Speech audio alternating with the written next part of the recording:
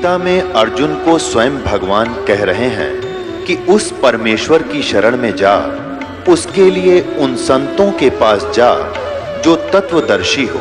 इसी प्रकार हजरत मोहम्मद को उनका अल्लाह कह रहा है कि कोई और पूर्ण परमात्मा है, उसको पाने के लिए उन तत्वदर्शी संत की तलाश कर।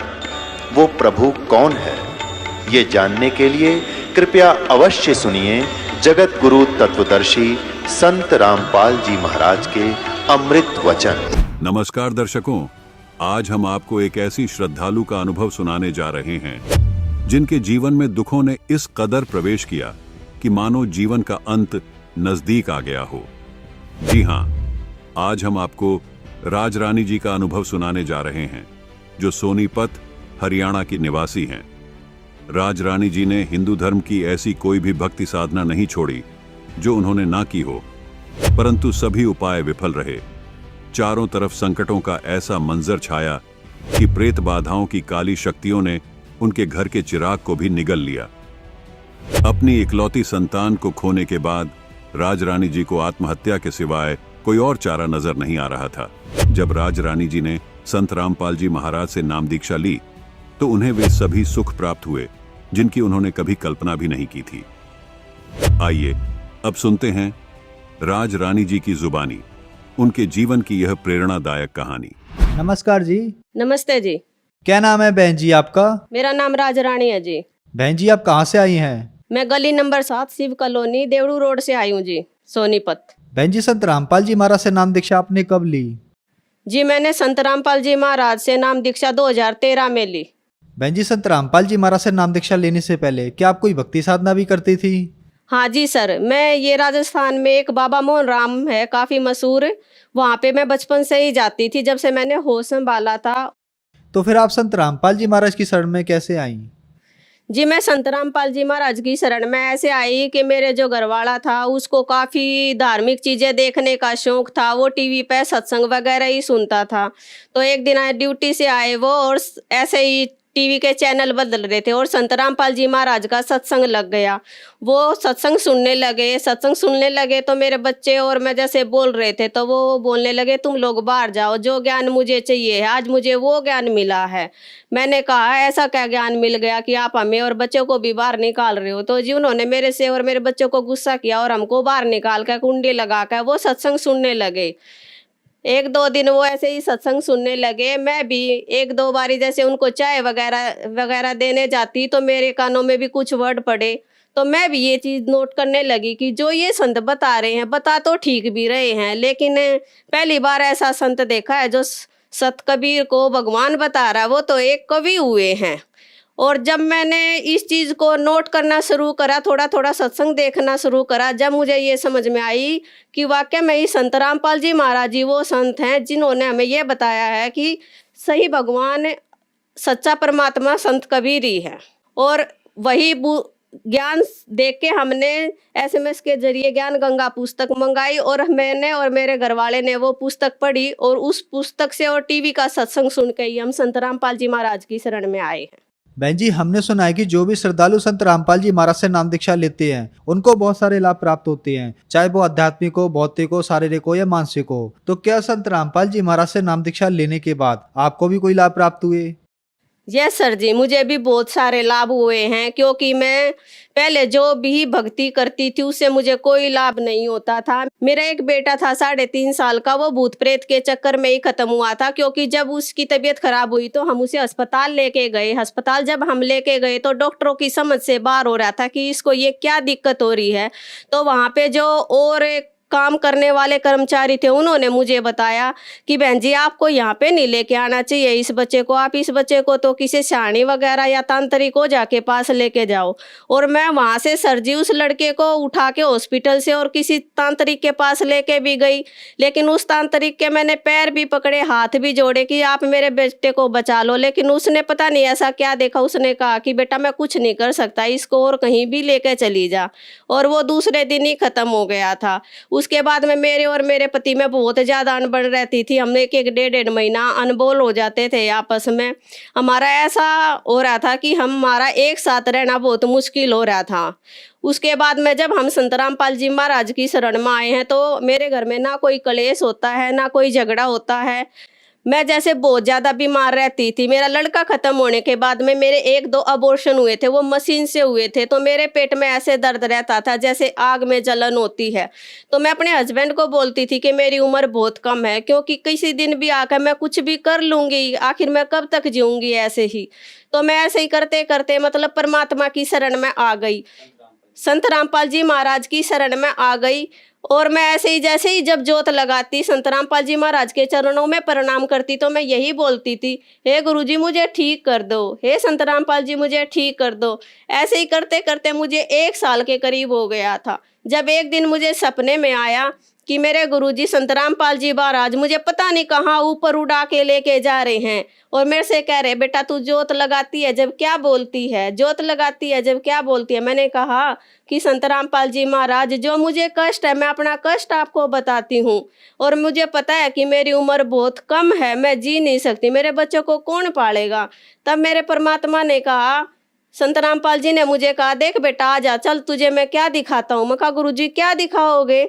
तब संत रामपाल जी महाराज ने कहा कि बेटा जो तू बात कह रही है ना वो तो कब की सच हो चुकी है। मैंने कहा कि संत रामपाल जी महाराज क्या सच हो चुकी है। तब मुझे गुरुजी ने दिखाया कि जैसे मेरे घर में ही बहुत सारे आदमी इकट्ठे हो रहे हैं और एक बॉडी बीच में लेटा रखी है। मैंने कहा गुरुजी आप मुझे ये क्या दिखाने के लिए लेके आए हो। जब संत रामपाल जी महाराज ने कहा कि बेटा अगर मैं तुझे वैसे बोलता ना तो तुझे विश्वास नहीं होता, इसलिए मैं तुझे अपने आंखों से दिखाने के लिए लेके आया हूँ।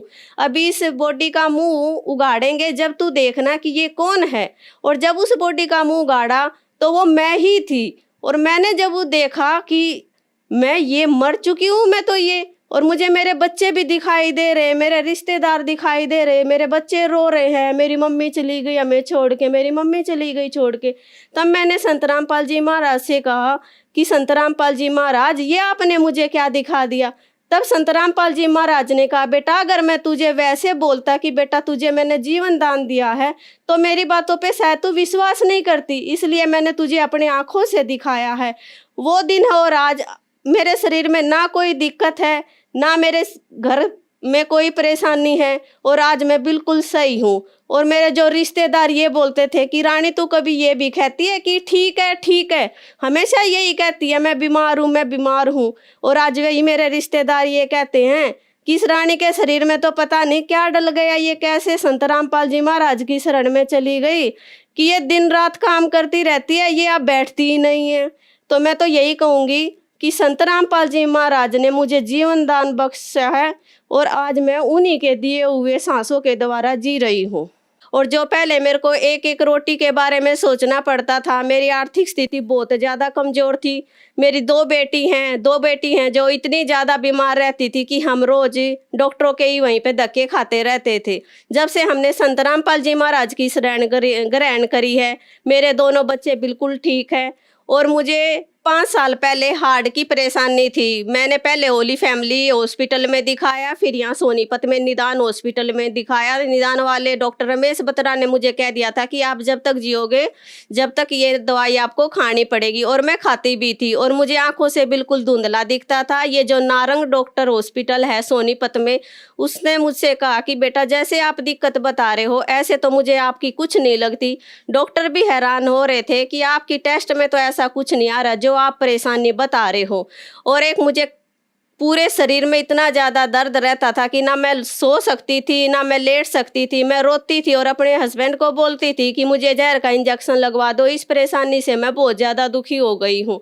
लेकिन जब मैं संत रामपाल जी महाराज की शरण में आई हूँ उस दिन के बाद से ना तो मैं कोई हार्ट की दवाई खाती हूँ, और मैं कई सालों से जो चश्मा लगाए हुए थी ना मैं कोई चश्मा लगाती हूँ। और जो मेरे शरीर में जो भी दर्द था आज मुझे कोई भी दर्द नहीं है, और परमात्मा की दया से आज मैं शरीर से बिल्कुल संतुष्ट हूँ। और आर्थिक स्थिति जो हमारी बहुत ज़्यादा खराब थी उससे भी आज हम अपनी आर्थिक स्थिति से बहुत खुश हैं। और जो मेरी बेटी थी वो पहले काफ़ी पढ़ने में बहुत ज़्यादा कमज़ोर थी, और आज वही मेरी बेटी इतनी एक्टिव है कि 400 में से 399 नंबर लेके आई है। और मैडमों ने भी ये कहा है कि राजरानी जी आपकी बेटी तो इतनी कमज़ोर हमें लगती थी, लेकिन पढ़ने में ये तो पता नहीं ऐसा आप क्या कर रहे हो कि जो इतने अच्छे नंबर लेके आ रही है। और आज मेरी दोनों की दोनों बेटियां पढ़ने वगैरह में बहुत ज़्यादा एक्टिव हैं। और वो पहले इतनी ज़्यादा बीमार रहती थी, इतनी ज़्यादा बीमार रहती थी कि हम हमेशा डॉक्टरों के ही धक्के खाते रहते थे। संत रामपाल जी महाराज की कृपा से आज हमारे घर परिवार में बिल्कुल सुख शांति है। आज हमारे घर में कोई दिक्कत नहीं है। मेरे घरवाला भी बहुत अच्छा है, मेरे बच्चे भी बहुत अच्छे हैं और मैं भी अपने शरीर से बिल्कुल स्वस्थ हूँ। बहन जी, संत रामपाल जी महाराज से नाम दीक्षा लेने के बाद आपको लाभ ही लाभ मिले, तो जो श्रद्धालु आज आपको देख रहा है, आप उन्हें क्या संदेश देना चाहेंगी? सर जी, मैं तो हाथ जोड़ कर विनती ही कर सकती हूँ कि आज दुख सबके घर में है, चाहे वो किसी प्रकार के भी हो, शारीरिक हो, मानसिक हो, आर्थिक स्थिति हो, हर कोई इंसान आज दुखी है।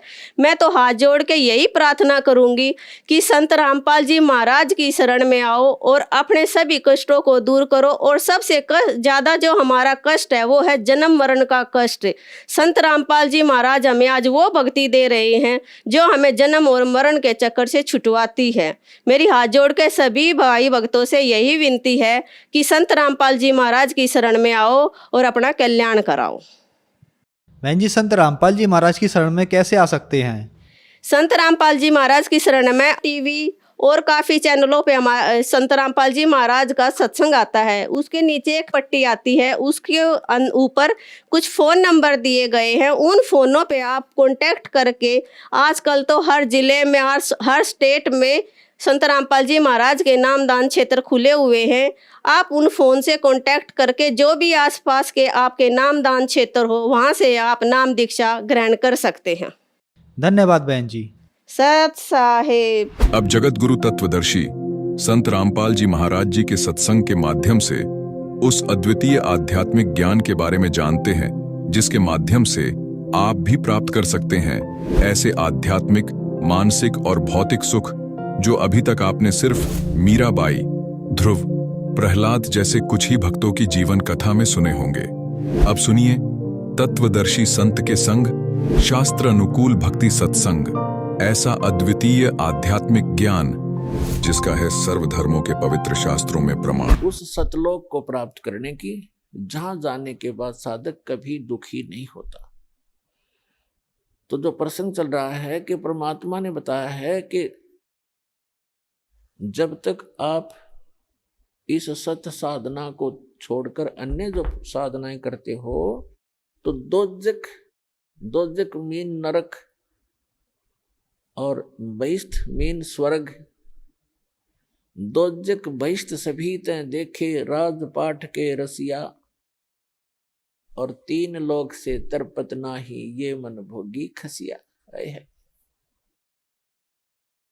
अपनात्मा परमात्मा के इन अनमोल वचनों को हृदय में जचा लो। ये कोई डूम भाट के गीत नहीं, एक परम पिता के बताया हुआ मार्ग है। अब प्रसंग चल रहा है कि दोजक भिष्ट सभी ते देखे राजपाट के रसिया। आपने अन्य साधनाएं करके आप जी ने स्वर्ग भी प्राप्त किया और नरक भी, दोनों भोग लिए। और 3 लोक से तरपत नाही ये मन भोगी खसिया। 3 लोक भी यदि इस जीव को दे दे, इस मन की फिर भी तृप्ति नहीं है, सेटिस्फैक्शन नहीं है। क्यों नहीं है? क्योंकि आत्मा को ज्ञान नहीं है और मन एक शैतान है, उस शैतान का एजेंट है, काल का एजेंट है, ब्रह्म का। आत्माओं 3 लोक से तरपत नाही ये मन भोगी खसिया। जैसे कोई सरपंच बन जाता है गांव का प्रधान, उसकी फिर नीयत ये रहती है कि चेयरमैन बनूं तो बात बने, क्योंकि सरपंचों के ऊपर चेयरमैन अधिकारी होता है। फिर सोचता है चेयरमैन बनने के बाद कि एमएलए बनूं जब बात बने। एमएलए बनने के बाद तो फिर उसके मन में एक धारणा बनती है कि एमएलए भी कोई खास बात नहीं, मिनिस्टर बनूं जब बात बने, जब आनंद आए। मिनिस्टर बनने के बाद उसकी टेंडेंसी बन जाती है कि मुख्यमंत्री बनूं जब हाथ में कमांड आवे। न तो कोई मजा नहीं आया। अब मुख्यमंत्री बनने के बाद उसको संतुष्टि नहीं होती, वो सोचता प्रधानमंत्री बनूं। जब जी में जी आवे, जब आनंद हो, ओवरऑल कंट्रोलर बनो। जो मनुष्य जीवन का काम था वो तो स्टार्ट भी नहीं किया। ऐसी सोच करते करते मृत्यु हो जाती है, और फिर वो प्राइम मिनिस्टर बनने की आशा रखने वाला गधा मिनिस्टर बना खड़ा है, वो गधा बन गया।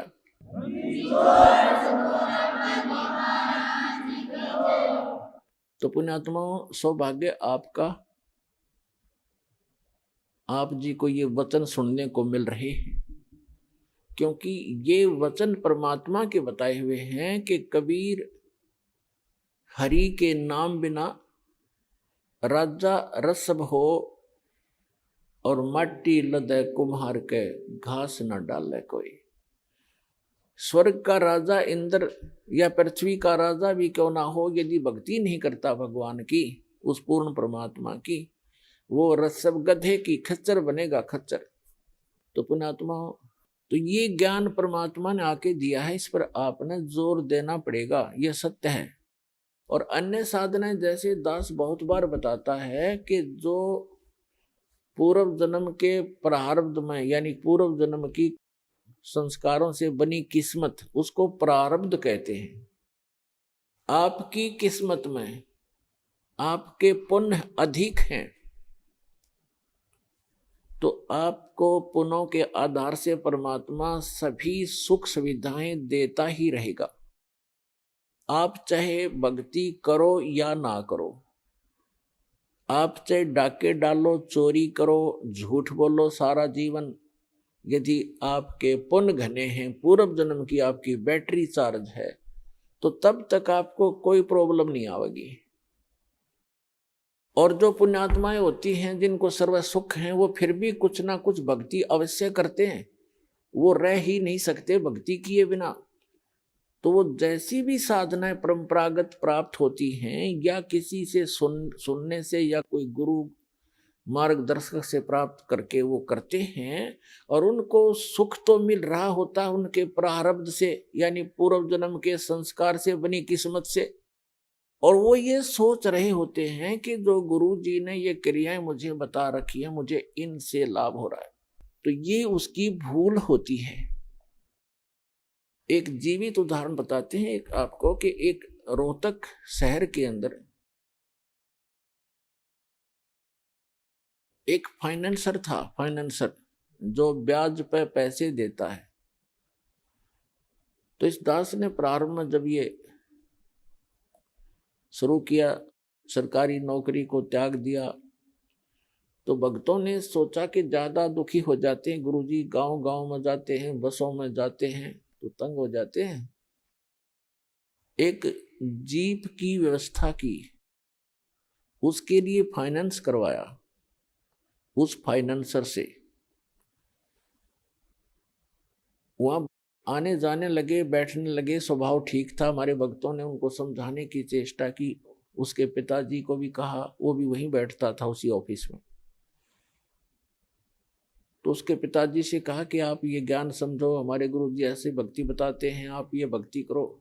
तो वो उनके पिताजी कहने लगे कि भाई, आज मेरे घर में जो सुख है शायद किसी को होगा, और मैंने गुरु भी बना रखा है, और हम श्री राम, श्री कृष्ण और श्री शंकर भगवान, श्री विष्णु भगवान और दुर्गा माता आदि की पूजा करते हैं। अरे इन्होंने हमारे सारे ठाठ कर रखे। एक लड़के का तो ये व्यवसाय, वो प्रॉपर्टी डीलर का काम भी करता था, फाइनेंसर का भी काम करता था, खूब बढ़िया काम चल रहा था, अच्छी कोठी बना रखी थी। उसी का एक भाई जज लगा हुआ था, जज, और उसकी पत्नी भी जज लगी हुई थी। तो वो बुजुर्ग कहता है, उनका पिताजी कह रहे हैं कि आज मेरे घर में जो सुख है, शायद किसी को होगा।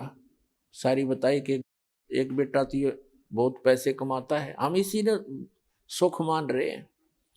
एक बेटा जज लग गया है, और बेटे की पत्नी भी जज। तो ठीक है, हमारे भक्त के बोले, इस तो आगे वो सुनने को तैयार भी नहीं, तो चुप करके आ गए।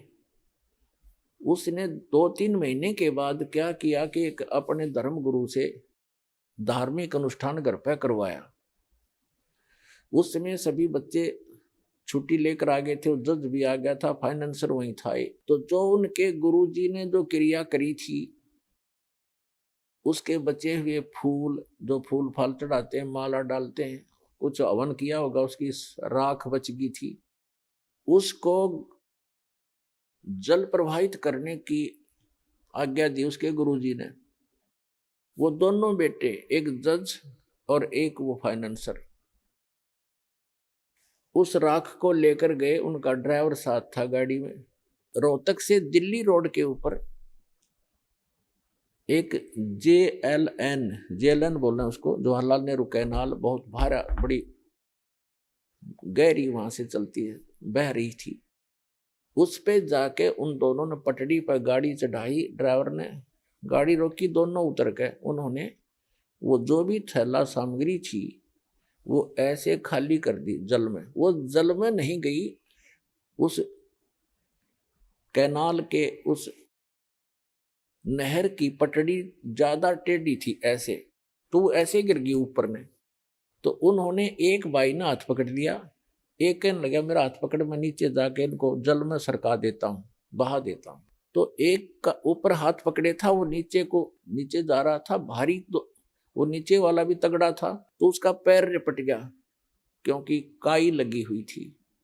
और साथ में उसका भाई हाथ पकड़ रहा था, वो भी साथ आ गया क्योंकि उसने और मजबूती से पकड़ा। जब गिरने लगा तो वो भी नीचे गिर गया। दोनों उस नहर में गिर कर डूब कर मर गए। तीसरे दिन लाश पाई उनकी। पुण्यात्माओं, परमात्मा कहते हैं कि झूठे सुख को सुख कहे ये मान रहा मनमोद, ये सकल चबीना काल का कुछ मुख में कुछ गोद। अब आज उस बूढ़े के घर में जो कैर था, शायद किसी के घर में होगा, जहां वो ये सोच रहा था कि जो सुख आज मुझे शायद किसी को होगा। जब तक हम उस परम पिता की शरण ग्रहण नहीं करेंगे और जो साधनाएं हम करते हैं उससे हम मान बैठे हैं कि ये साधना से मुझे लाभ हो रहा है, कहां गई उसकी साधना? वो कैर टूट गया उस घर पे। तो पुण्यात्माओं, इसका समाधान केवल एकमात्र कबीर परमात्मा है और उसकी ये सच साधना जो दास के पास है। इसके अतिरिक्त कोई कबीर साहब का नाम लेकर के अगर आपको कोई जंतर मंत्र बताता है तो व्यर्थ है, यूजलेस है। और ये मंत्र जो दास आपको देता है, ये है वो कारगर मंत्र। और इन मंत्रों को, इस साधना को यदि इस दास से प्राप्त करके कोई नीच व्यक्ति स्वयं बनकर संत इनको आगे दान करता है तो वो भी महान दुश्मन है इस मानव समाज का, क्योंकि वो अधिकारी नहीं है। अधिकारी के बिना ये मर्यादा इस भगवान की, अधिकारी के बगैर ये मार्ग चलेगा नहीं। अब जैसे कोई नकली पासपोर्ट बनवा लेता है तो उसको कोई नहीं घुसने देगा उस एयरपोर्ट के अंदर, और पता लग गया सरकार ने दोनों दोषी, बनाने वाला भी और बनवाने वाला भी, और उसका काम था वो भी अधूरा रह गया, उसको सजा और मिल जाएगी साथ में। तो पुण्यात्माओं, इस अध्यात्म ज्ञान से अपरिचित हम अभी तक इन नकली संतों के फंस गए और नकली धर्म गुरुओं के फंस के हमने अपना जीवन नाश कर लिए, क्योंकि इनको कख भी पता नहीं भक्ति मार्ग का। ये अपने सदग्रंथों से परिचित नहीं, जिनके आधार से हमें ज्ञान दिया करते थे। तो इससे आप जी को एक विश्वास होगा कि सचमुच दो साधना आप कर रहे थे और सुख भी हो रहे थे, और जब कैर टूटने लगे, जब कोई बचाव नहीं हुआ, प्रोटेक्शन नहीं हुआ, क्योंकि वो आपका प्रारब्ध आपको प्राप्त था, आपकी किस्मत मिल रही थी, आपके पूर्व जन्म की बैटरी चार्ज थी। और जब तक बैटरी चार्ज है इन्वर्टर की तो आपके पंखे भी चलते नजर आएंगे, आपकी ट्यूब भी जग रही होगी, रोशनी घर में होगी, लेकिन चार्जर नहीं लगा रखा, लाइट ठीक नहीं है, तो समझ लीजिए कि आप एकदम अंधेरा हो जाएगा, सब सुविधाएं आपकी समाप्त हो जाएंगी, क्योंकि वो चार्जर आगे है नहीं जिससे बैटरी में जो पावर स्टोर हो रही थी। तो इस पर अब ये जो चार्जर दिया जाएगा आप सभी पुण्यात्माओं को, और इससे आप अपनी भक्ति, इस आत्मा को चार्ज करो, आपके जो सुख समाप्त हो गए थे फिर से शुरू हो जाएंगे।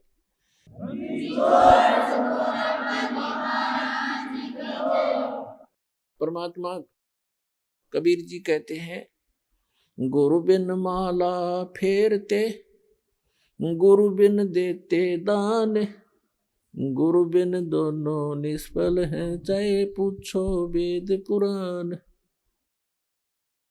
गुरु गोविंद दोनों खड़े, काके लागू पाए, बलिहारी गुरु अपना, जिन गोविंद दियो मिलाए।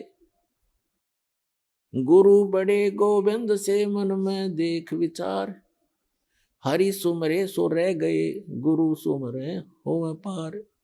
कबीर हरि जय रूठ जा, गुरु की शरण में जाए, कह कबीर गुरु रूठ गए, तो हर ना करे सहाय। अब जैसे क्या बताते हैं परमात्मा कि जिस समय आपका राम रूठ गया, हरि रूठ गया, भगवान रुष्ट हो गया, तो कैसे लक्षण होंगे? जैसे कोई दुखी व्यक्ति होता है और उसको आपदा पर आपदाएं आ रही हैं, तो वो अपने आप कहता है कि अभी मेरा भगवान रुष्ट हो गया, मेरा राम रूठ गया। और जिसके सुख दिखाई देता है उसको सभी कहते हैं कि भाई इसका भगवान राजी है, इसका परमात्मा प्रसन्न है इसके ऊपर। तो पुण्यात्माओं, जैसे परमात्मा प्रसन्न का क्या लक्षण है कि उसके पुण्य उसके साथ हैं, तो तब तक उसका भगवान खुश दिखाई देता है।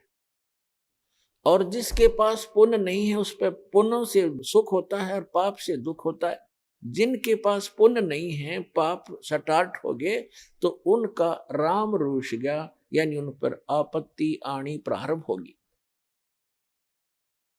तो यहां परमात्मा कहते हैं, कबीर परमेश्वर जी अपनी महिमा आप बताने आते हैं। वो आप आरती, आप साजे, आप किंगर, आप बाजे, आप ताल ध्यान जनकारा, आप नचे आप देखन हारा, कह कबीर ऐसी आरती गाऊं, आप मध्य आप समाओ। अपनी महिमा आपने अपने बच्चों को वो स्वयं बताने आते हैं, क्योंकि भगवान की महिमा ना भगवान ना बता सके, जीव कैसे बता सकता है? ठीक है, उसके बताने के बाद हमारे जैसे जीवों का भी परमात्मा ने दया करी जीवों पर कि हम उनकी द्वारा दी गई बुद्धि से उसके बच्चों तक ये संदेश उसका एज इट इज भेज रहे हैं। अब क्या बताते हैं कि जब आपका राम रूठ गया तो आपके पुण्य समाप्त हो गए, आपत्ति स्टार्ट होगी, दुख पर दुख आने लगे। तो परमात्मा कहते हैं कि उसका समाधान क्या है? जैसे आप कोई एक घड़ा पानी का भर के या एक बोतल पानी की भर के और सफर में जा रहे हो या कहीं खेतों में काम कर रहे हो, कोई मजदूरी कर रहे हो, और वो घड़े का जो पानी आपका जल समाप्त हो गया। जब तक जल था तो नो प्रॉब्लम, जब जल समाप्त हो गया तो बड़ी प्रॉब्लम, प्यास से प्राण निकलने को हुए। तो उस आपत्ति आ गई आपके ऊपर, क्योंकि आपके घड़े का जल समाप्त हो गया। वो कहाँ मिले? हैंडपंप पर जाइए, हैंडपंप पर जाइए और फिर वो जल का मटका घड़ा फिर भर लाइए, फिर सुख शुरू हो गई, वो आपत्ति फिर टल गई आपकी। तो यहां परमात्मा कहते हैं, गुरु गोविंद दोनों खड़े और काके लागू पाए, बलिहारी गुरु अपना, जिन गोविंद दियो मिलाए। एक तरफ तो हैंडपंप खड़ा है, हैंडपंप है, एक तरफ एक मटके में जल है, घड़े में, जग में। तो परमात्मा हमें बताना चाहते हैं कि इन दोनों में से आप किसको सिलेक्ट करोगे? घड़े में जो 10-20 लीटर पानी है जग में, और एक तरफ हैंडपंप खड़ा लगा है, आप इन दोनों में से किसको चाहोगे? बुद्धिमान व्यक्ति हैंडपंप को चाहेगा, क्योंकि हैंडपंप से 100 घड़े भर ले और घड़े में जल है वो 10 किलो 20 लीटर, ये 2 घंटा में 1 दिन में समाप्त हो जाएगा। तो यहां बताते हैं गुरु गोविंद दोनों खड़े। आप जो समझते हो कि जो सुख ही आप सुख मानते हो, वो सुख कहाँ है? उस गुरु जी के माध्यम से प्राप्त होगा आपको। अब जल तो समझ लो भगवान है और हैंडपंप गुरु जी है।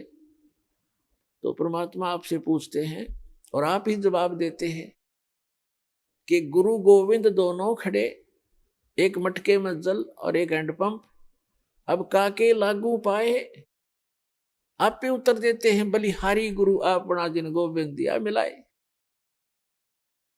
तो पुण्यात्माओं, समझदार को संकेत पर्याप्त होता है, बहुत होता है, क्योंकि जो दुख आप पर आ गए और गुरु रूपी हैंडपंप के अंदर वो शक्ति गॉड परमात्मा वाली विद्यमान है जो आपने सुख देगी। तो गुरु जी के पास आइए और उन सुखों को फिर प्राप्त कर लीजिए जो आपके समाप्त हो गए थे।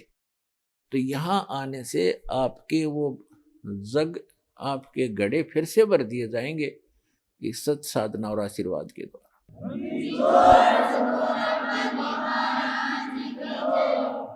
अपनात्माओं, देखो आपको यहां आने से कितना पुण्य मिलता है और आप कितने खाली हो चुके हो पुण्यों से। आशीर्वाद दिया जाता है, आशीर्वाद आपको एक एक्स्ट्रा ऐड होती है उस गॉड की, इस दास यानी उसके गुरु रूप में रिप्रेजेंटेटिव के माध्यम से वो आपको एक्स्ट्रा राहत दी जाती है, ताकि आप फिर अपने आप भक्ति साधना करके अपने पैरों पर खड़े हो, खुद साधना करो। ये समझ लो आपको सब्सिडी है गवर्नमेंट की तरफ से। जैसे गवर्नमेंट कई जगह 80% सब्सिडी दे देती है। 1 लाख रुपया लोन ले लिया, काम करो भाई अपना, 80% सब्सिडी यानी माफ कर दी, 20% रह गया। और जो नालायक उसने भी नहीं दे सकता, उससे भी नहीं कर तो वो करता नहीं व्यवसाय, वो बकवास कर रहा है। तो इस प्रकार आपको यहाँ आने से जो आशीर्वाद दिया जाता है, तो ये तो समझो आपको सब्सिडी दी जाता ना, आपको ये तो फ्री में दे दिया। फिर आपने साधना करनी पड़ेगी, वो फिर साथ में मंत्र मजदूरी दी जाती है कि अपनी कमाई करो, अपने भर लो, फिर से बैंक बैलेंस बनाओ भक्ति का जो आप खाली कर चुके हो। और ये बैंक बैलेंस इस सच साधना से बनेगा, इसकी थोड़ी ही भक्ति से घनी कमाई होती है। ऐसा व्यवसाय दिया जाता है। जैसे एक मजदूर सारा दिन में 150-200 रुपये प्राप्त करता है, सारा दिन कस्सी बजाता है, और एक ऐसा व्यवसाय कर रहा है जो प्रतिदिन 1 लाख रुपए का गल्ला इकट्ठा उठाता है। तो दोनों ही मनुष्य हैं, दोनों ही कर्म कर रहे हैं, लेकिन वो कितना लाभ उठा रहा है और उसके पास कितना है। तो ऐसी साधना है ये, जो आप प्रतिदिन 1 लाख का गल्ला उठाओगे, 1 लाख रुपए। ये तो एक एग्जाम्पल है। ये ऐसी साधना आपको दी जाएगी। पूरे विश्व के प्राणी भी इससे ऐसे ही लाभ प्राप्त कर सकते हैं, पूरे विश्व के। क्योंकि ये जो यहाँ तो आपने मजदूरी करनी है और इस मजदूरी का बेनिफिट मिलेगा वहां, वो साहूकार देगा इसका बदले में आपको, सतलोक में बैठा जो सत्य पुरुष। और वहां हम जाएंगे, वहां आपकी ऐसी ही सृष्टि होगी। आप अपने बच्चों को, अपने पोते और पोतियों को परमात्मा से जोड़ दो। अब जैसे आपके लायक बेटा बेटी हैं और लायक आपके पोता पोती हैं, और आपको कितना अच्छा लग रहा है यहाँ पर, कितने प्यारे लगते हैं, कैसे इनके साथ घुल मिल कर रहते हो, बहुत अच्छी बात है। लेकिन इनमें रहोगे कितने दिन? जो आपको मूर्ख बनाकर रखा हुआ यहाँ पर काल ने, 1 सेकंड में पता नहीं कि बिजली गिर जा। और इस सत्य ज्ञान के अभाव से हम इन्हीं में उलझ पुलझ कर यहीं पर फंस जाते, और फिर अपने अपने ये संस्कार पूरे किए। आज दादाजी मनमान अगले दिन में नाइजीरिया में पैदा हो जा और पोता हो जा अमेरिका में, या फिर दूसरा ये है दादा की जगह गधा बन रहा और पोता बन जा कुत्ता। तो अगले जन्म में तो नहीं रही, ये 68 हिस्सा जन्म में बिखर लेंगे आपके। धीरे धीरे सभी चले जाते हो, कभी बेटा मर गया, कोई पोता मर गया, कभी पोती मर गई, माँ मर गई, किसी का बाप मर गया, तो यही बिजली गिरनी शुरू हो जाती है और हम कितने खुश हैं। तो परमात्मा ने बताया कि ये एज इट इज व्यवस्था आपकी ऊपर होगी। आपके घर खाली पड़े हैं जहां आप रहा करते थे, आप वहां गलती करके यहाँ गिर गए हो। अब वो आपका समझ में नहीं आती, क्योंकि आप इस व्यवस्था में फाइनल हो चुके हो, इसको फाइनल मान चुके हो कि ऐसा ही होता है सबके साथ। नहीं, अब इससे आपका बुद्धि का सतर उत्तिष्ठ होगा, उठेगा, उभरेगा। इस ज्ञान से आपको यहाँ का ये नरक दिखाई देगा जिसको आप सुख मान बैठे थे। अब जैसे बहुत से उदाहरण हैं। एक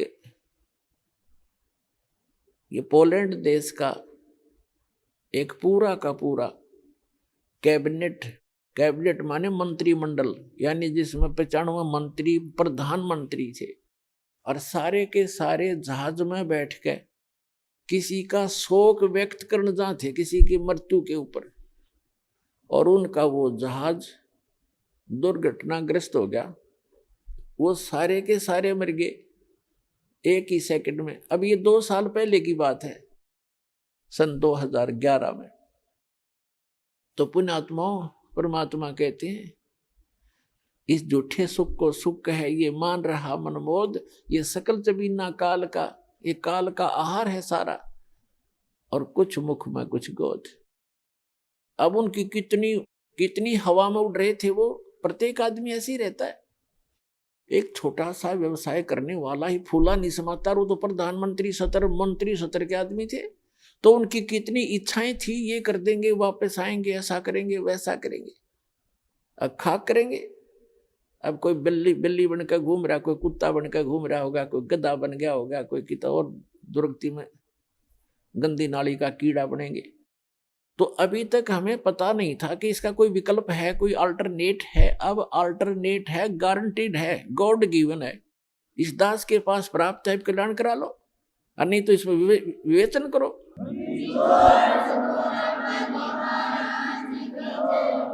ऐसे ही यहाँ बहुत से उदाहरण आप देखते हो। एक मुख्यमंत्री जी हेलीकॉप्टर में जा रहे थे, आगे लोग उनकी स्वागत में मालाएं लिए खड़े थे, और वो दुर्घटनाग्रस्त हो गया। 3 दिन में लाश पाई उस मुख्यमंत्री जी की। और अब क्या बनेगा आगे का हमें पता है, इस दास को पता है, परमात्मा के विधान से परिचित। अगले जन्म में गधा बनेगा। अपने पूर्व जन्म की मलाई को नाश कर लिया, आगे भक्ति की नहीं, चार्जर ठीक मिला नहीं। पुण्यात्मा होते हैं जितने मंत्री हैं या अफसर हैं, अधिकारी हैं, या कोई अच्छा व्यवसाय है जिसका, और या वैसे मानव श्री प्राप्त है जिनका, तो वो भक्ति के लिए भटकते रहते। वो चाहते हैं भक्ति करें, और वो करते भी रहते थोड़ी बहुत, लेकिन वो साधना ठीक नहीं। शास्त्र विधि को त्याग कर दो, मनमाना आचरण करते। जैसा आपको रोहतक के एक परिवार का उदाहरण दिया, वो जब तक साधना उनकी, वो साधना कर रहे थे, शास्त्र विधि त्याग का मनमाना आचरण कर रहे थे। वो नकली गुरु था जो उनसे क्रियाएं करा रहा था, और उनको ये भ्रम था कि तुम इन गुरु जी के द्वारा बताएगी साधनाओं से आप सुखी हैं। अब इस तत्व ज्ञान की रोशनी में आपको पता चलेगा कि वो उसके पूर्व जन्म के प्रारब्ध थे, वो पूर्व जन्म के संस्कारों से बनी किस्मत में लेख थे। उनको वो मिटा नहीं सके, वो गुरु और उनकी साधनाएं। और ये सतपुरुष कबीर भगवान की साधना इस दास के पास है। इससे कहते हैं संत शरण में आने से आई टले बला, और जय मस्तक में सूली हो, मृत्यु हो, वह कांटे में टल जाए। जय मस्तक में सूली हो तो वह कांटे में टल जाए, यानी थोड़ी बहुत, जैसे किसी की मृत्यु होनी हो और टांग टूट गई दुर्घटना में, सारा न बचाव रह गया, टांग तो जुड़ जाएगी 6 महीने में, और जीवन कैसे मिले। तो इस परमात्मा की शरण में आने से आपके परिवार की रक्षा होगी। आप यहाँ भी सुख चाहते हो तो यही देगा आपको। ये सुख सागर है, ये पूर्ण परमात्मा है। और फिर यहाँ से जब आप जाओगे, सतलोक में जाओगे, वहां आपके बहुत बड़े बड़े महल, सुंदर महल यूं के यूं रखे खड़े हैं, वो खाली पड़े हैं। आप अपनी अज्ञानता से और यहाँ आ गए हो, जिसके विषय में हम आपको बताते भी रहते हैं। सृष्टि रचना से आपको ज्ञान होगा। सृष्टि रचना की दास ने सीडी ये प्रवचन कर रखे हैं, उनकी सीडी उपलब्ध है और पुस्तकों में भी भक्तों ने बना रखी है, वो आप पढ़ सकते हो, सुन सकते हो। तो कहने का भाव ये है कि जो साधना हम शास्त्र विदिता का मनमाना आचरण करते हैं, तो वहां पर अपने सतलोक के अंदर आपके सारे परिवार यानी पूरे महल हैं, बहुत सुविधाएं हैं। जैसे आप यहाँ क्या देखते हो, जरा सा भी व्यक्ति रोजी रोटी से जिसकी सुविधा उभर जाती है, जैसे आम गरीब निर्धन व्यक्ति तो अपना हैंड टू माउथ होता है, उसने तो अपनी चारपाई और घर की व्यवस्था मुश्किल से पूरी होती है, तो एक झोंपड़ी हो उसी में संतुष्ट है।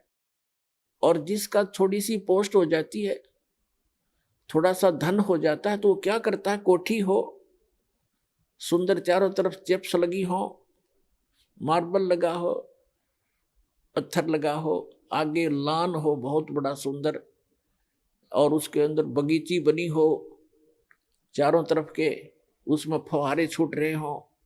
ये प्रत्येक की नीयत है कि जैसे इनमें मैं ठाठ लूं, और ठाठ खाक लेगा। यहाँ तो चाहे वो फुहारे भी ला ले और सारी कोठी भी बना ले और बड़ा एक फार्म भी बना ले, और अंदर टेंशन 20 उसका, उसमें धक्के खाओ फुहारे में, तब भी चैन से नहीं रह सकता। तो ये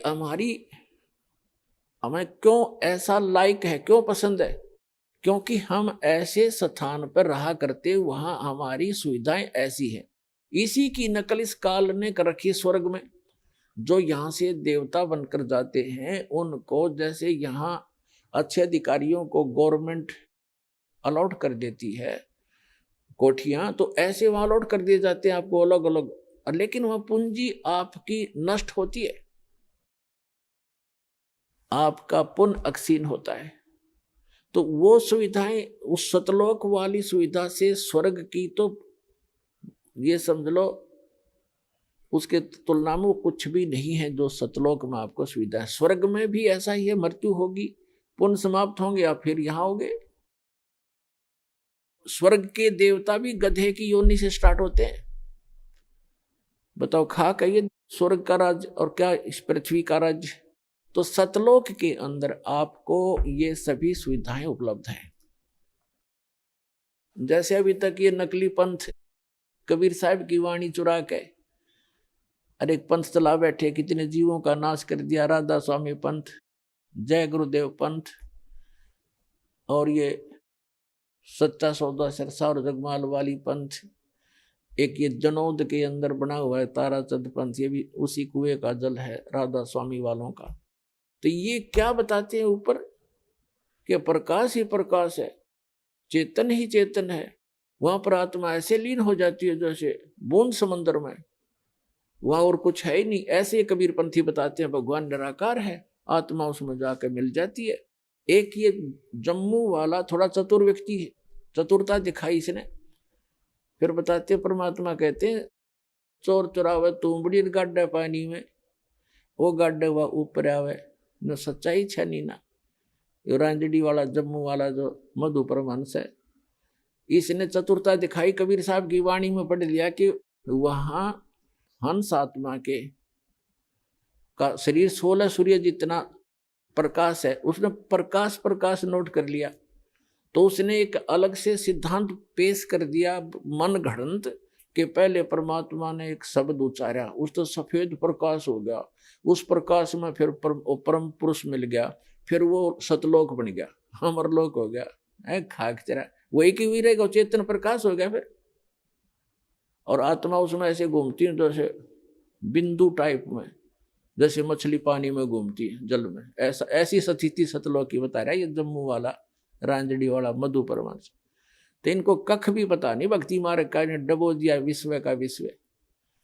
तो पुण्यात्माओं सतलोक के अंदर ऐसी सृष्टि है, उसकी नकल कर रखी काल ने यहाँ पर, नकल डुप्लीकेट।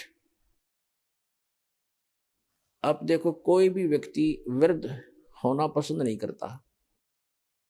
अब एक लगभग 75 वर्ष की वृद्धा, और उसको मैंने कहा बुढ़िया चली तेरा सुन ली बात अर्जी तेरी, ने बोली तने बुढ़िया दिखूं मैं, और जाड़ ने दांत उसके। मैं कहा भाई बुढ़िया कद दिखेगी, फिर मेरे समझ में नहीं आई। मैं तुझसे ज्यादा नहीं बोला, पर अपने मन में मैंने सोचा देख, वो मैं तो ज्ञान हो गया कि इस मन का स्वभाव है, क्योंकि ऐसे स्थान से आया है, ये बूढ़ा होना पसंद नहीं करता। ऐसे ही एक रिटायर्ड मास्टर जी था, वो कहने लगा जी ऐसे ऐसे अभी नाम लिया मैंने आज ही, और मेरे ऐसी ऐसी गड़बड़ सी रहती है। मैं बोला वर्द हो गई, इतनी थोड़ी बहुत ठूं ठा तो हो ही जाती है। मैं बोला अभी बूढ़ा कहाँ हुआ हूँ, 74 साल का ही तो हूँ। अच्छा भाई बूढ़ा ही कर दोगा फिर। तो ये स्थिति हमारे मन की है, और ये बिल्कुल ठीक है, क्योंकि और फिर मृत्यु क्यों होती है? जब हम कितने सुखी हैं यहाँ पर, सारा जीवन एक संपत्ति संतान को जोड़ने में, उनकी सुरक्षा में, उनके पालन पोषण में लगा देते हैं, और फिर ना संतान का भरोसा ना अपने आप का। 1 सेकंड में के बिजली गिर जाए इस गंदे लोक में। तो ये इसका समाधान बताया भगवान। अभी तक विकल्प नहीं था हमारे पास। हम ज्यादा से ज्यादा स्वर्ग माना करते थे, स्वर्ग चले जाएंगे। स्वर्ग का नहीं पता था, स्वर्ग में गए हुए प्राणी भी वापस आते हैं।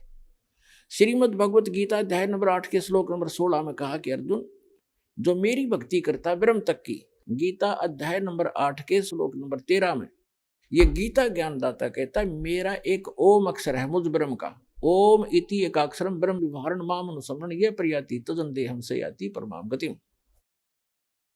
मुझ ब्रह्म का केवल एक ओम मंत्र है, नथिंग एल्स। इसके अतिरिक्त कोई मंत्र नहीं। ये और अटपट करते हैं, ओम नमः शिवाय, ओम भगवते वासुदेवाय नमः, एवं नमः, ये बकवाद है सारी। ये मंत्र नहीं मोक्ष मार्ग, ये तो भांग है समझ लो, गेहूं के बीज के स्थान पर।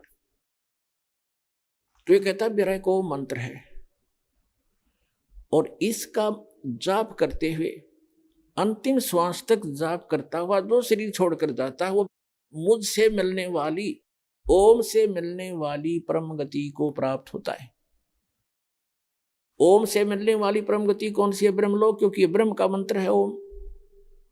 गीता अध्याय नंबर 8 के श्लोक नंबर 16 में कहा है कि ब्रह्मलोक पर्यंत, ब्रह्मलोक में गए हुए प्राणी भी वापस पुनरावृत्ति में है, उनका फिर जन्म मृत्यु होता है। गीता ज्ञानदाता 4 अध्याय के 5 और 9 श्लोक में, गीता अध्याय नंबर 2 के श्लोक 12 में, गीता अध्याय नंबर 10 के श्लोक नंबर 2 में गीता ज्ञानदाता कहता है कि अर्जुन, तेरे और मेरे बहुत जन्म हो चुके हैं, तू नहीं जानता, मैं जानता हूं। इसे सिद्ध है कि ओम नाम का जाप करने वाले ब्रह्मलोक में गए, ब्रह्मलोक में के बाद भी जन्म मृत्यु में आए। और गीता ज्ञानदाता स्वयं कहता है मेरे और तेरे बहुत जन्म मृत्यु हो चुकी है, तू नहीं जानता, मैं जानता। अभी आपने सुने जगत गुरु तत्वदर्शी संत रामपाल जी महाराज के मंगलमय सत्संग प्रवचन। आइए अब सुनते हैं उन भक्तों के अनुभव जिन्होंने संत रामपाल जी महाराज के प्रमाणित ज्ञान से प्रभावित होकर नाम दीक्षा लेकर अनेकों लाभ प्राप्त किए। नशा एक ऐसी बुराई है जो व्यक्ति को धीरे धीरे अपनी लत का शिकार बना लेती है। जब यह लत चरम सीमा पर पहुंच जाती है तो इस दौरान उसके परिजन उसे इस दलदल से निकालने के लिए हर संभव प्रयास करते हैं, लेकिन वह नशे के जाल में ही फंसता चला जाता है। कुछ ऐसे ही बिगड़े हालात से बाहर उभर कर आए हैं संगरूर पंजाब के रहने वाले रसपाल सिंह खुमान जी। सन 2006 से इन्होंने नशे की ऐसी लत पकड़ ली थी कि ये दिन में 40 से 50 नशीली गोलियां खाते थे, शराब पीते थे और हर तरह का नशा करते थे। इनके परिवार वाले बेहद परेशान थे। इस हद तक की मानसिक स्थिति में पहुंच चुके रसपाल जी ने कई बार आत्महत्या करने की कोशिश भी की, जहर भी खा लिया था। लेकिन फिर इनके जीवन में आई वो शुभ घड़ी जब रसपाल जी ने विश्व के सबसे बड़े समाज सुधारक तत्वदर्शी संत रामपाल जी महाराज जी का सत्य आध्यात्मिक ज्ञान सुना और नाम दीक्षा ले ली। सत्संग सुनते सुनते उनकी आत्मा में ग्लानि होने लगी और उनकी आंखों से आंसू बहने लगे और इन्होंने नशा छोड़ दिया और वे आज हैवान से इंसान बन चुके हैं। इन्हें डॉक्टर्स ने यहाँ तक कह दिया था कि अगर रसपाल जी नशा नहीं छोड़ते तो उन्हें हार्ट अटैक आ सकता है और उनकी जान बचनी मुश्किल है। लेकिन आज ये संत रामपाल जी महाराज की कृपा से एक नई जिंदगी जी रहे हैं। सुनिए ये अनोखा चमत्कार। जब रसपाल जी हुए लाचार तब संत जी ने कैसे सुनी पुकार। नमस्कार जी, नमस्कार सर। सर क्या नाम है आपका? सर मेरा नाम है रशपाल सिंह कुमान। सर कहाँ से आए हैं आप? मेरा गांव है कप्याल, डिस्ट्रिक्ट संगरूर, पानीगढ़ तहसील। सर संत रामपाल जी महाराज की शरण में आने से पहले आप क्या साधनाएं करते थे? सर मैं साधनाएं तो कोई नहीं करता था, लेकिन जहाँ भी कोई मड़ी मस्जिद कोई भी 4 ईंट लगा दी वहीं प्रणाम कर देता था कि सभी जगह परमात्मा है। सर संत रामपाल जी महाराज की शरण में कैसे आए आप? सर मैं बहुत ज़्यादा नशा करता था।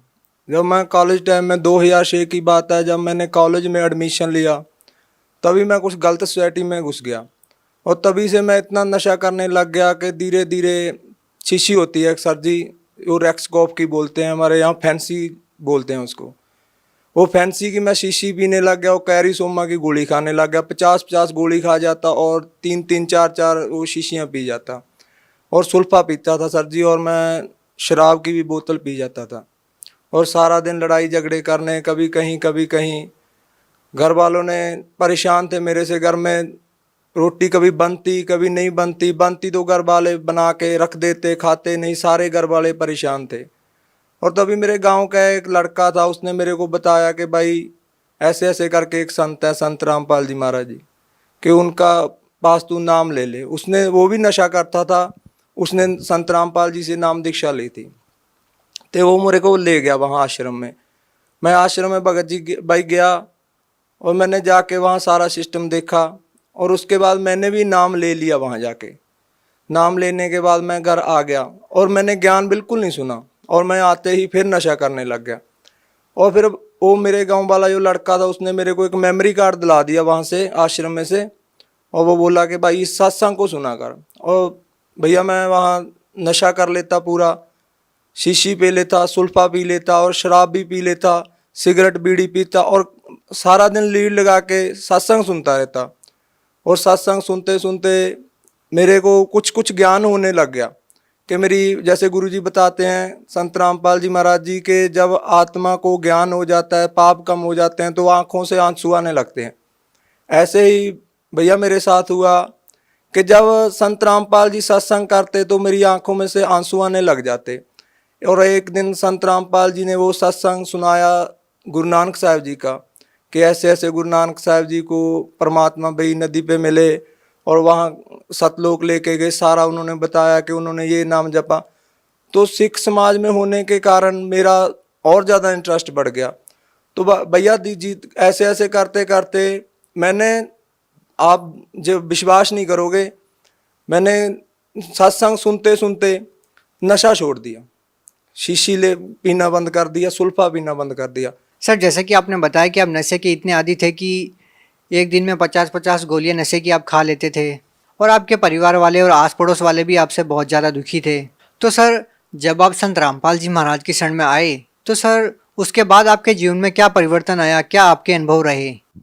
परिवर्तन जो आया, ये पहले तो मेरे को यकीन ही नहीं था, क्योंकि मैंने 4 महीने जनरेशन केयर सेंटर है अपने हमारे यहाँ पटियाला में, मैंने वहाँ 4 महीने मेरे घर वालों ने नशा छोड़ने के लिए वहाँ छोड़ के रखा मेरे को, और मैं उन्हीं की गाड़ी लेके भाग आया और आते ही फिर मैंने नशा करना शुरू कर दिया। और मेरे को ऐसा था भैया कि कोई भी ऐसी ताकत नहीं कि ये नशा छुड़वा दे, और मैं छोड़ना भी चाहता था। मेरी माँ, आप सच नहीं मानोगे, मेरी माँ मेरे को कह देती थी कि बेटा तू मर जा।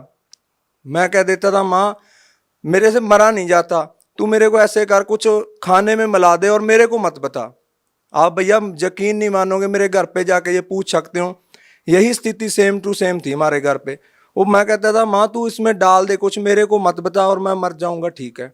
और भैया मैंने बहुत बार मैंने सुसाइड करने की भी कोशिश की। मेरा पूरा गाँव इस बात का गवाह है कि मैंने 1-2 बार ना ये जहर भी ले लिया था, खा लिया था, और फिर मैं बच जाता था। और तब मैं संत रामपाल जी महाराज के जहाँ जाने से पहले मैंने सोचा भी ऐसी कोई ताकत नहीं यार जो मेरा नशा छुड़वा दे, क्योंकि मेरे को नींद भी नहीं आती थी, मैं मेंटली अपसेट हो जाता था जब मैं थोड़ा बहुत नशे की डोज ऊपर नीचे हो जाती थी। तो मैंने सोचा भी ऐसी कोई ताकत नहीं। जब मैं वहाँ गया तो मैं उस दिन भी नशा करके गया, जिस दिन मैंने नाम दीक्षा ली तब भी मैंने। और मेरे साथ वाला जो मेरे गाँव का लड़का था उसने बोला कि भाई तू ऐसा बोल दियो कि गुरुजी मेरा नशा छुड़वा दो। मेरे को यकीन बिल्कुल नहीं था कि मेरा नशा छूट जाएगा, क्योंकि इतना नशा, इतनी डोज लेने के बाद मेरे को कोई यकीन नहीं था। और मैं गया, मैंने बोला गुरुजी ऐसे करके दास नशा करता है, आप मेरा नशा छुड़वा दो। गुरुजी बोले, सिर पे हाथ रखा कि बेटा आज के बाद तू नशा नहीं करेगा। और भैया जब संत रामपाल जी ने, महाराज जी ने मेरे सिर के ऊपर हाथ रख के कहा कि बेटा तू आज के बाद नशा नहीं करेगा, और भैया वो दिन है और आज का दिन है, मुझ को इतनी नफरत होगी नशे से कि नशा करना तो दूर, मैं किसी को ले आके भी नहीं देता। और जो गांव वाले, मेरी गली मोहल्ले के लोग थे जो मेरे से बात करना भी पसंद नहीं करते थे, और आज मेरे से वो हंस हंस के बोलते हैं कि भैया तू आदमी बंदा बन गया। तू, हमारे गांव में कहते हैं कि ये बंदा बन गया, अब कहते हैं कि तू बंदा बन गया यार, पहले तू इंसान नहीं था, एक हैवान था। सर और क्या लाभ मिले आपको संत रामपाल जी महाराज से नाम दीक्षा लेने के बाद? सर जी इससे बड़ा लाभ क्या हो सकता है। एक जिसे जो मरा हुआ आदमी, हमारे, आप मेरा नंबर नोट कर लो, मेरे गांव में जाके पूछ लो, मेरे गांव वाले ये कहते थे कि ये आदमी नहीं बचेगा, कुछ भी कर ले कोई। दुनिया के लिए इससे ज़्यादा बड़ी मिसाल क्या हो सकती है कि एक नशेड़ी को नशा छोड़ना सबसे बड़ी, जो भी मेडिकल नशा, कोई भी ऐसा डॉक्टर नहीं था। मेरे घर वालों ने मेरे को डॉक्टरों को भी दिखाया, वो डॉक्टर कहते थे, अपनी बात बता रहा हूँ हकीकत में, कि वो कहते थे कि भैया इसका पता क्या करो, आप इसको थोड़ी सी अफीम दो और शाम को इसको इंग्लिश का दिया दो, दारू का एक दिया दो, अगर ये नहीं, इतना नशा नहीं लेगा तो इसको अटैक आ जाएगा। आज मैं देख लो अपना सारा खेती का काम करता हूँ, कुछ अपनी ज़मीन है, कुछ मैं ठेके पे ले लेता हूँ, कम से कम 60-70 बीघा की खेती कर रहा हूँ, जबकि वो कहते थे कि ये बच ही नहीं पाएगा, इसको अटैक आ जाएगा यदि इसने नशा छोड़ दिया। इससे बड़ा लाभ क्या होगा। और मेरे माता पिता आज भी कहते हैं कि यदि वो आपके गुरुजी संत रामपाल जी महाराज जी आपके ऊपर दया ना करते तो 2 महीने भी नहीं जी सकता था। सर जैसा कि आज की जो नौजवान पीढ़ी है, खासकर सर हम पंजाब की बात करना चाहते हैं जहां नशा चरम सीमा पर है, तो सर आज के युवा लोगों को आप क्या कहना चाहते हैं? मैं आज की युवा पीढ़ी को यही संदेश देना चाहता हूं कि भैया कोई ताकत नहीं जो आपका नशा छुड़वा देगी। कोई भी, आप कहीं भी चले जाओ, किसी डॉक्टर के पास, किसी भी पीर के पास, किसी भी सियाने के पास, किसी के पास भी चले जाओ, क्योंकि जितना भैया पैसा मैं नशे में बर्बाद करता था, उतने ही पैसे मेरे घर वालों ने इन सियानों में, इन पीरों में खराब कर दिए, तो किसी का कुछ भी नहीं हुआ। और मेरे को डॉक्टरों के पास मैं इनको यही संदेश देना चाहता हूं कि आप संत रामपाल जी महाराज का टीवी पे सत्संग आता है, आप ध्यान से सत्संग सुनो। अगर आप नशा छोड़ना चाहते हो तो एक यही तरीका है, और संत रामपाल जी महाराज जी हैं जो आपका नशा छुड़वा सकते हैं, वरना दुनिया की कोई ताकत नहीं जो आपका नशा छुड़वा दे। जो लोग आज संत रामपाल जी महाराज से जुड़ना चाहते हैं, वो लोग चाहते हैं कि आपकी तरह उनका भी नशा छूट जाए, वो भी आपकी तरह लाभ पाना चाहते हैं, तो वो नाम दीक्षा कैसे ले सकते हैं? वो नाम दीक्षा भैया ऐसे ले सकते हैं जैसे कि सत्संग आता है टीवी पे, उसके नीचे एक पट्टी आती है, उस पट्टी के ऊपर यदि आपने बुक मंगवानी है तो वो भी नंबर है, वो नंबर है सारे दिए हुए हैं, उन नंबरों पे कांटेक्ट करो और बताओ कि आप कौन से ज़िले से हो। और हर एक ज़िले में लगभग आज नामदान केंद्र हैं, आओ वहाँ से जाके नामदान लो और संत रामपाल जी से होने वाले लाभ उठाओ। जो भी आपके दुख तकलीफ हैं, संत रामपाल जी कहते हैं कि सबसे पहले हम उसके दुख तकलीफ दूर करते हैं जो हमारी शरण में आता है। भैया एक ये भी बात है कि अगर हमारे दुख नहीं दूर होंगे, हमें कोई टेंशन है, दुख है, तो हम भक्ति भी नहीं कर पाएंगे। और संत रामपाल जी एक ऐसे संत हैं जो सबसे पहले दुख दूर करते हैं। अगर आप देखना भी चाहते हो कि वाकई ये लाभ होते हैं या नहीं, पहले ज्ञान समझो, फिर नाम लो, उसके बाद देखो। जी धन्यवाद, नमस्कार।